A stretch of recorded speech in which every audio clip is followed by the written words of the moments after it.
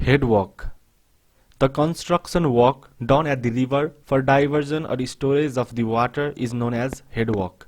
Depending upon their purpose, the headwork may be divided into two types: storage headwork and diversion headwork.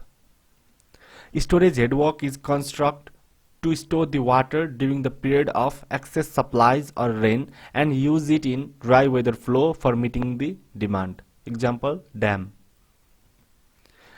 The obstruction constructed in the natural river or stream to divert the required quantity of water into the canal for irrigation purpose is called diversion headwork. Diversion headwork is provided for the following purpose: to raise the water level of river, to regulate the flow of water into the canal, to control the silt entry into the canal, to store the water for meeting the emergency requirement, to prevent fluctuations in the level of supply in the river. Site selection for diversion headwork.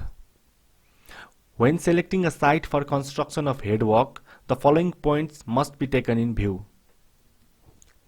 There should be possibility of narrow, straight and well-defined canal construction. The bank of canal should not be submerged by the river even during the highest flood condition. Material required for the construction of headwork should be available in sufficient quantity with a reasonable distance. The site should be such that the canal commands maximum irrigable area with less cost drainage structure. It should be possible to connect the site easily to an existing road which facilitates the easy transportation of labor and material. The site should be away from locality. Classification of diversion headwork. Diversion headwork is classified into temporary diversion headwork and permanent diversion headwork. A temporary diversion headwork are also called spur or bund. This may have temporary boulders wall constructed across the river to raise the level of water. It works properly in dry season but can destroy in rainy season due to high flood, so it may be required to construct every year. Permanent diversion headwork are divided into weir and barrage.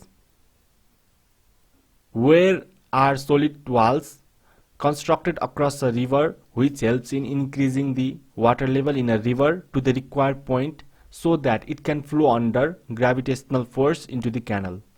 Weirs are also constructed to store the water in dry season, so weirs sometimes called storage network.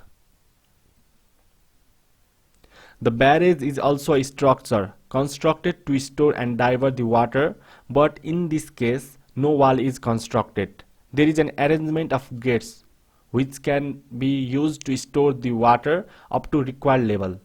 These gates can be lifted up to allow flood water to flow downstream.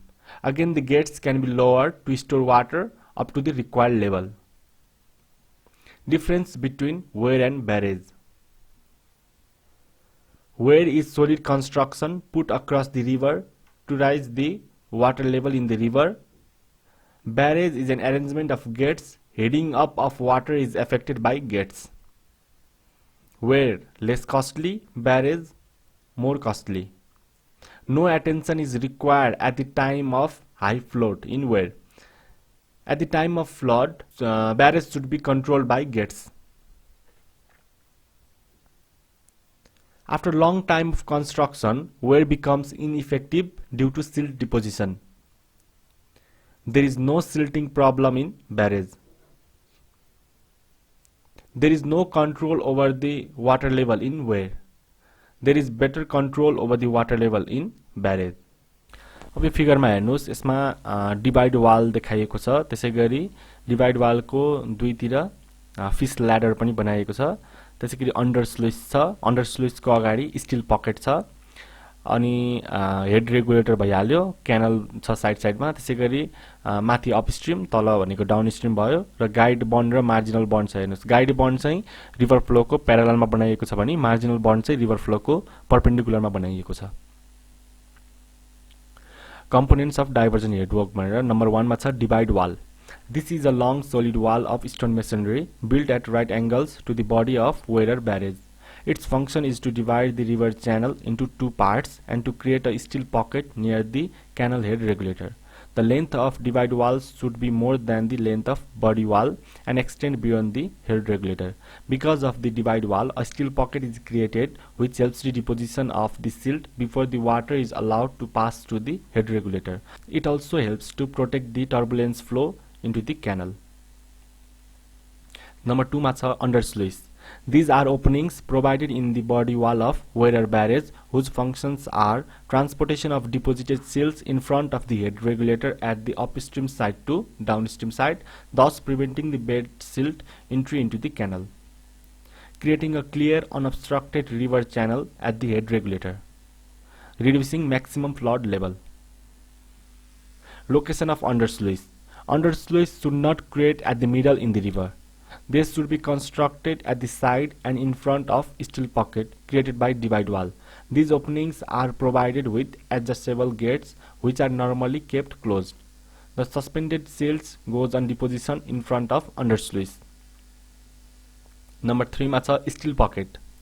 It is the pond created by divide wall to store water which helps to deposition of silt and regular flow of water into the canal. Number 4 ma cha fish ladder. A fish ladder is a structure constructed to provide free movement of fish. When a weir is constructed across the river, it forms an obstruction to the movement of fish from upstream side to downstream side. To avoid this problem, the baffle walls are provided adjacent to the divide wall as a fish ladder. Number 5 ma cha head regulator. It is also called head sluice, which is constructed at the head of canal. This may consist of number of piers or number of gates. The main function of head regulator are to control the flow of supply into the canal, to control the silt entry into the canal, to minimize the flood entry into the canal. Number 6 ma cha river training works. River training works are required near the hydraulic structure in order to ensure the smooth flow of water in the river. It also helps to fix the width of river. In the construction of headwork, following river training structures are constructed: guide bond and marginal bond. Guide bond ma cha this is also known as Bell's bond. It is constructed parallel to the flow of river near the hydraulic structure. The main functions of guide bond are protection of hydraulic structures from the impact of water and controlling and regulating the flow of water near the hydraulic structure. Marginal bond. These are earthen embankments of masonry wall constructed to the river along the banks. They are located near the diversion headwork, and the main function of marginal bond is to control the flood and prevent submergence of land and canal behind the hydraulic structure. Silt controlling devices. Silt excluder and silt ejector. अब ए मा छ silt excluder. Silt excluders are those works which are constructed on the bed level of the river upstream of the head regulator. The clear water enters the head regulator and silted water enters the silt excluder. In this type of work, the silt is removed from the water before it enters the canal. Number B ma cha silt ejector. Silt ejectors are also called silt extractors. These are devices which extracts the silts from the canal water after the silted water has traveled a certain distance in the off-taking canal.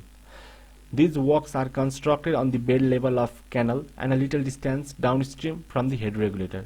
Silt ejectors are constructed in the form of settling basin.